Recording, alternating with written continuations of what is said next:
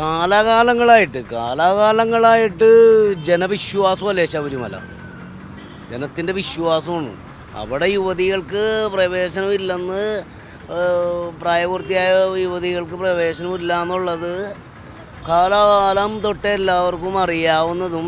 ഇപ്പം രാഷ്ട്രീയക്കാർക്ക് നിലനിൽക്കാൻ വേണ്ടി ഇതിനെയൊക്കെ എടുത്തിട്ട് പന്ത് ബോളാക്കിയിട്ട് അങ്ങാടും ഇങ്ങാടും അപ്പുറത്തോട്ട് ഇട്ടടുത്തോട്ടൊക്കെ തട്ടി കളിച്ചുകൊണ്ടിരിക്കുകയാണ്.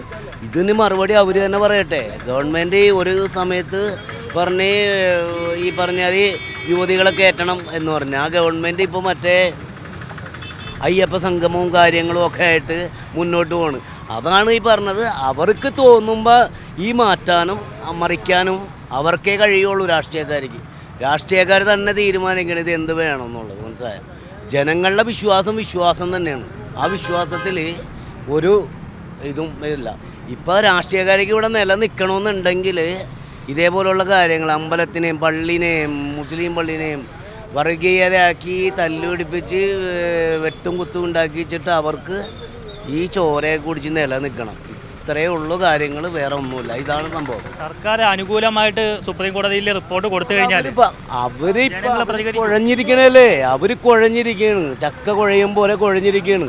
എന്താണ് പറയണ്ടേന്നാ ഇത് സുപ്രീം കോടതിക്ക് അവർക്ക് ഒരു മറുപടി കൊടുക്കാനില്ല. ഒരു സമയത്ത് യുവതികളെ കയറ്റാനും അതിന് വേണ്ടി സപ്പോർട്ട് ചെയ്തതും അവർ തന്നെ.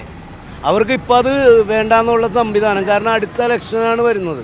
ആ ഇലക്ഷൻ മുതലെടുക്കണമെന്നുണ്ടെങ്കിൽ ഇപ്പം ഈ സംവിധാനത്തിലൂടെ മുന്നോട്ട് പോയാലേ മുതലെടുക്കാൻ പറ്റുള്ളൂ. അതിന് എന്താണ് പറയേണ്ടതെന്ന് അല്ലെങ്കിൽ ഒരു തീരുമാനം എടുക്കേണ്ടത് അവർക്ക് നിശ്ചയമില്ല. ഭ്രാന്ത് പിടിച്ച് കിടക്കണേണ് ഇപ്പം എന്ത് പറയണമെന്നുള്ളത്. അതാണ് സത്യാവസ്ഥ. ഇലക്ഷന് തിരിച്ചടി ഉണ്ടാവും.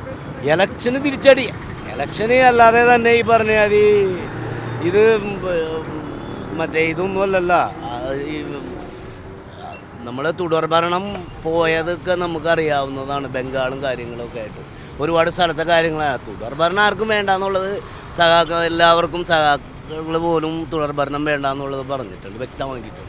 അപ്പോൾ അതാണ് തിരിച്ചടി കിട്ടുമെന്നുള്ള ഉറപ്പ്. പക്ഷേ എന്നാലും നിലനിന്ന് പോകണം.